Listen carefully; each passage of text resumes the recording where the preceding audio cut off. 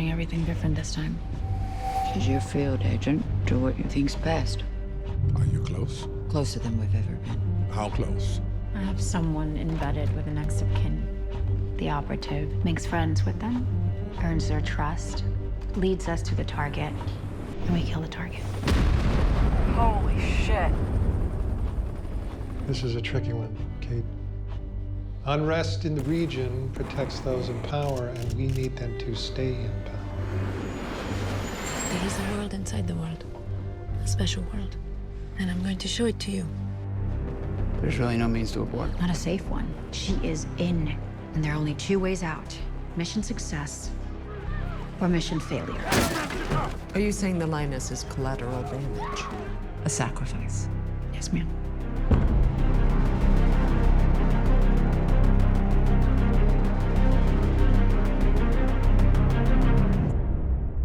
Lioness is an actual program that the United States Special Forces was operating in Iraq and Afghanistan and really who knows where else. And I was so fascinated by it as I began researching, I realized that it was a world that truly no one knows about. And this is a deep dive into geopolitics and in the way with which espionage and the military have blurred. And it was a fascinating look into the moral quandary of what does one do when they have discovered someone who is responsible for the death of many Americans or the death of many other innocent people. Who is the terrorist and what is terrorism?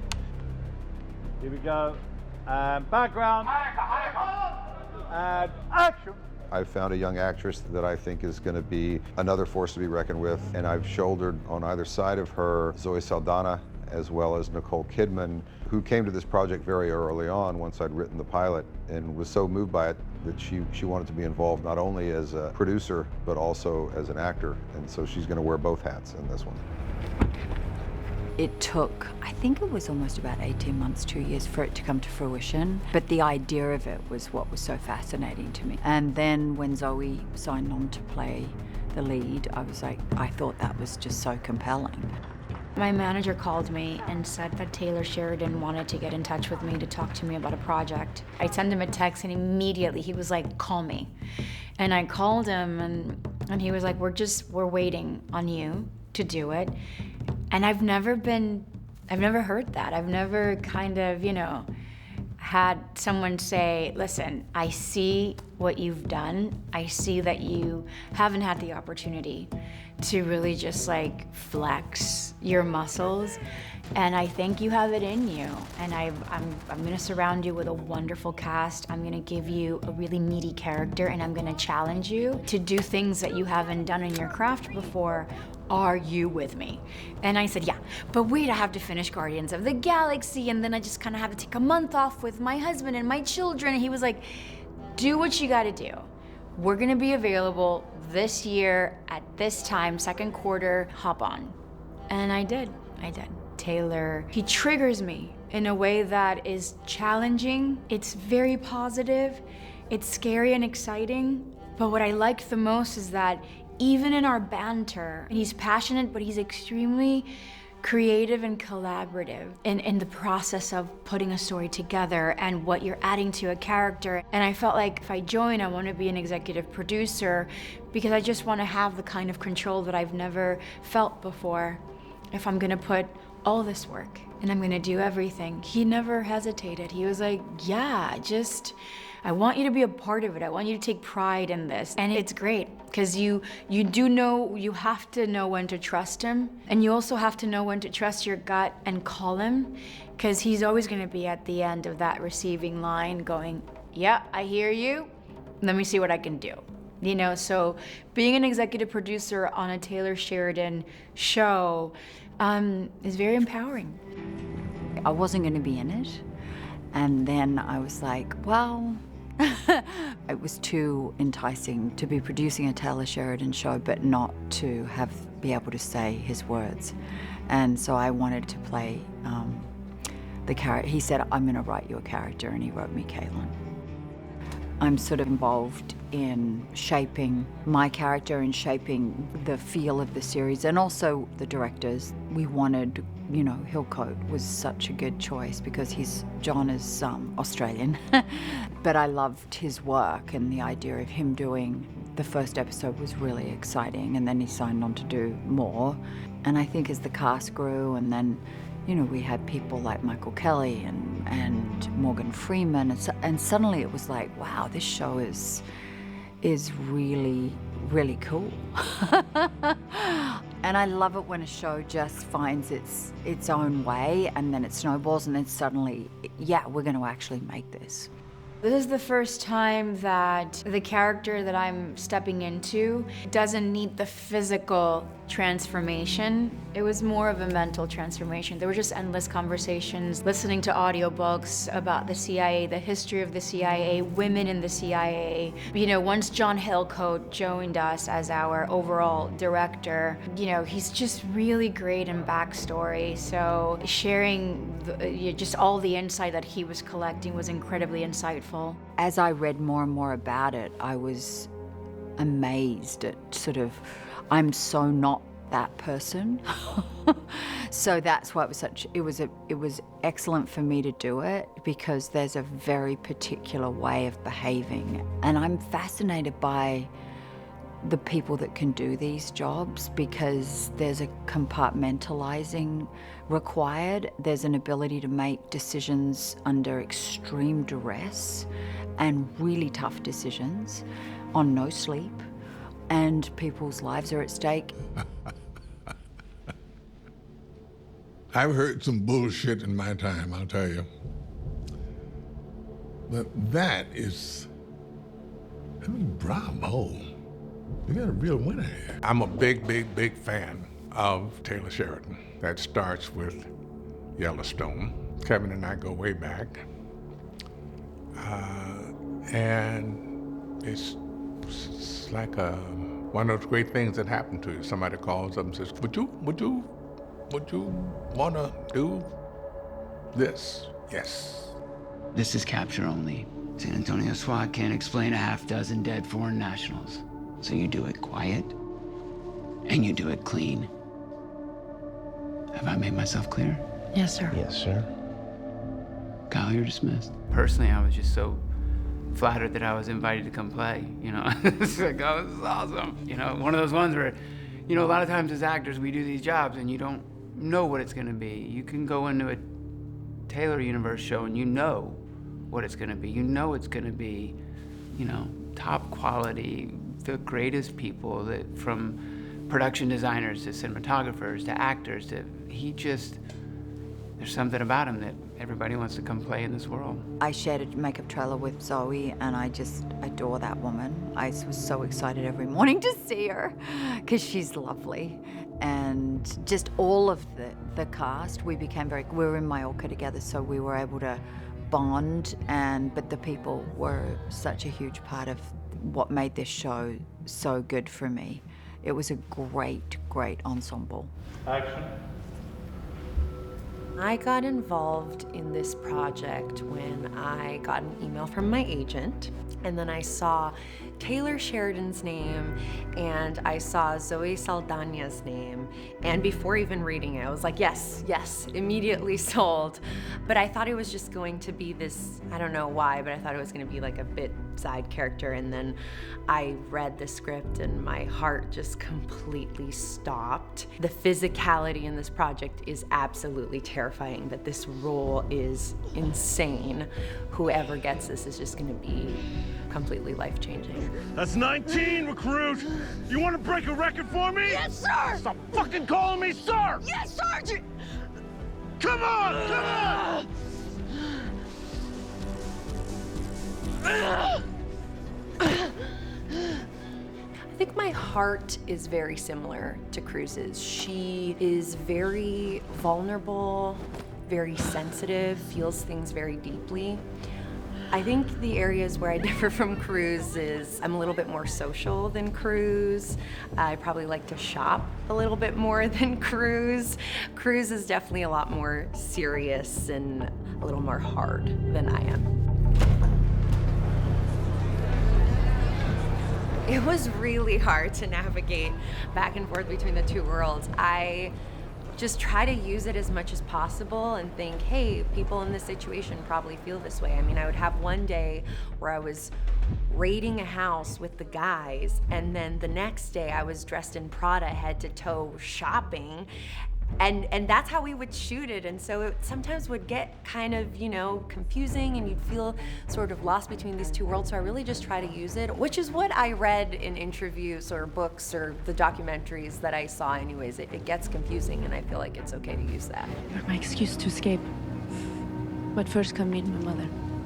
It's been such a journey. I mean, we were really in the trenches together. There were some crazy things we had to do and get, you know, intimate, close, and bond. And Cruz and Alia have a very complex relationship, a very interesting dynamic, and it's layered, it's deep, and they have to be very vulnerable with each other. They both bring their own baggage to the table and live these double lives. They have that in common.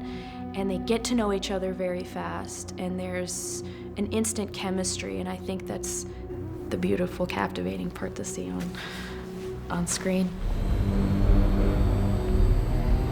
We do get to shift environments, and it really affects the story. I mean, the locations are almost like a character in themselves. We got to shoot on the East Coast and be in the Atlantic in the middle of October, and then go to Mallorca with these amazing, old, like, cultural, beautiful locations, and Morocco. I mean, it's incredible that we get to go. So it's interesting because the locations are also, there's the CIA world, and then there's the Arab world, and the juxtaposition of those, and so the audience gets to see both worlds.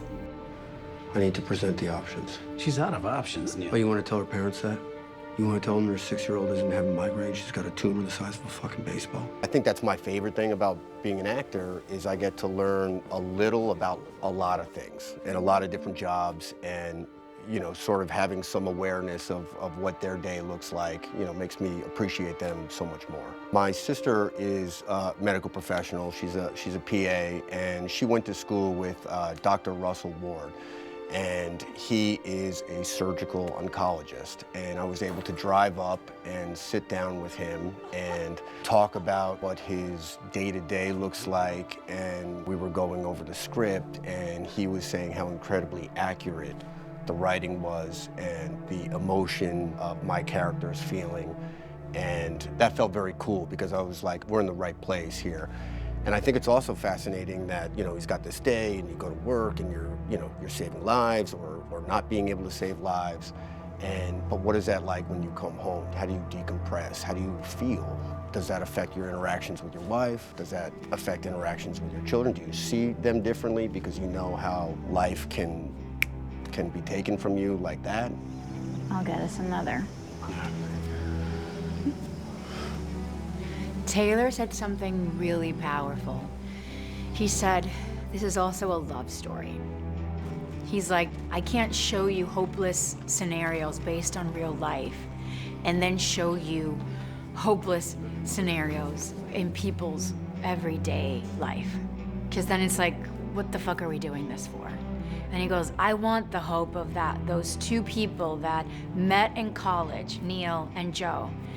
She had already chosen her path, and so did he. And in reality, in their own respective ways, they are people of service. Dave saves lives in hospitals as an oncologist, and she saves lives as a paramilitary person in service that runs the Lioness program. They know that their duties come first over their own personal lives. They've accepted this. So that said, the only way they can make it work is by being completely honest on where they're at. There is no bullshitting. I can't fucking do this anymore. Make that decision on a Saturday when the kid's not in track shape and there's not a plane waiting, okay? Decision's been made. I think the marriage to Joe is probably one of my favorite things that stood out when I was reading the pilot. You know, there's all the CIA stuff and the Lioness program, but I thought it was really interesting, this marriage. My favorite line in terms of, I think, showing of what this marriage is or what it could be was when, you know, she comes out of the shower and he's in bed, hasn't seen her in 6 months, and he says, are you seeing anybody? You seeing anyone? Not really. You? Just, to feel something. Anything. That's what I meant by not really. And I thought that was a really, I was like, what is that? What's the story there? Do you have a mirror under there? I know this Vegas magician shit you're pulling. Just and they good. Chief, she's cheating at cards again. What am I, 0 for 7, 0 for 18 now? Stop cheating, Bobby. Bobby is the leader of a quick reaction force, and I think it tells you a little bit already that she's a female and she's a leader of a bunch of guys and a bunch of badass guys. And so Bobby, I think what makes her a really good leader is she's hyperly focused on the mission, and she's able to take the emotion out of it. And for a woman, that's difficult because we as women are emotional creatures. That's, I think, a lovely thing about a woman. But for a woman in her position, that can't be. So Bobby is really good at separating all of that. Ain't this job the fucking best? And staying focused. She's someone you can trust. She is loyal. She likes to play with the boys. Bobby may have been in a couple bar fights in her life. Hey, motherfucker! But I will say this, you definitely want to be in the foxhole with her. You don't want to have her as an enemy. See you. Don't fucking do it. Bobby, she's like our kind of team leader, and she's one of the guys. We mess around, we'd still be ourselves, play around. There's that episode where we're, we got the airsoft and we're, that whole thing. The fuck did I say? When the director says cut, the level of foolishness that goes on between all of us, and it's such a professional crew, it's such a professional cast. Everyone shows up prepared, everyone knows their stuff, everyone knows how they differ and where they fit into the story, but we have so much fun together. And it's just a good environment, a good place to come to work every day. They're getting us access to tell this story as authentically as we can, and as we should be doing. Amazing experience. Anytime you add a crane on a truck and the crane is whipping around and getting close and going away, and you're going 60 miles an hour on Interstate 10 with nobody around, but a bunch of stuntmen driving stunt cars. It's an incredible experience. We're doing work that no one else is doing on television today. With all due respect, Secretary, if you didn't want him killed, maybe you should have taken his name off the top of the kill list. When I took the job, I didn't know that Morgan and Bruce and Jennifer were going to be filling out that cast in the White House Situation Room. And so I came to Majorca and I was ready to working on my stuff the whole time, just thinking, wow, I wonder who they're going to get for these roles. They're going to be local people, or and I was like, they were like, hey, did you see Morgan? He's over there in the lobby. And I was like, Morgan who? And they're like, Morgan Freeman. I was like, God's here? I was like, holy shit. And I was like, who's he playing? And I was like, wait, what? I was like, are you kidding me? Anytime you get cracked cast together, it's just fun. Everybody is just having fun. And I don't care if we're cussing each other out. As characters, it just goes with the flow. Show.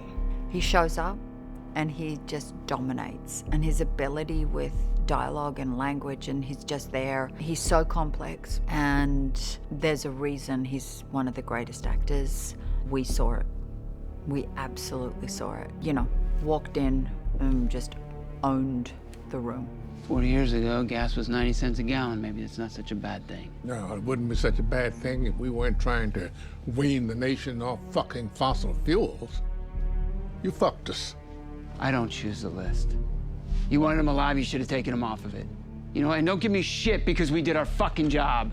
They're pinch me moments. You're working with the best, and you're just like, holy shit, and you're saying these incredible words, and it's so well written, and the story's so good, and just to be a part of it in any way, you feel grateful. 3, 2, 1, action!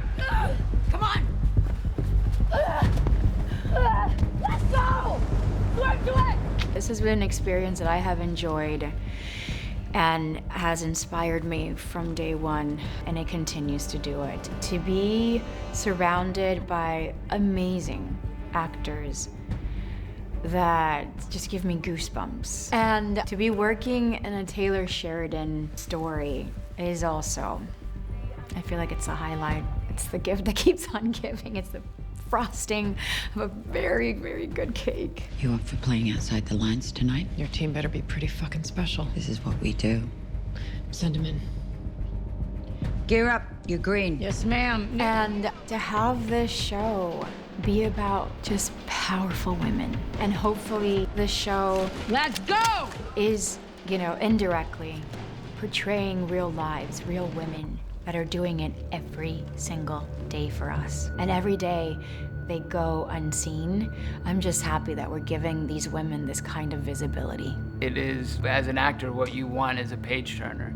As an audience member, what you want are cliffhangers, and this show has constant action.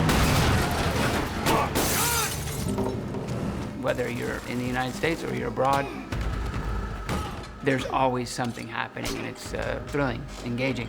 And listen to everything. Don't miss anything. What is she saying? She knows what we know. Stay on the line. Not going anywhere. I need a no bullshit assessment of what the fuck is going on. You might need to rewind and watch it again. It's excellent. It's exciting. And it's deep. There's some serious emotions involved here about befriending and betraying. That's the Lionesses. That's their job.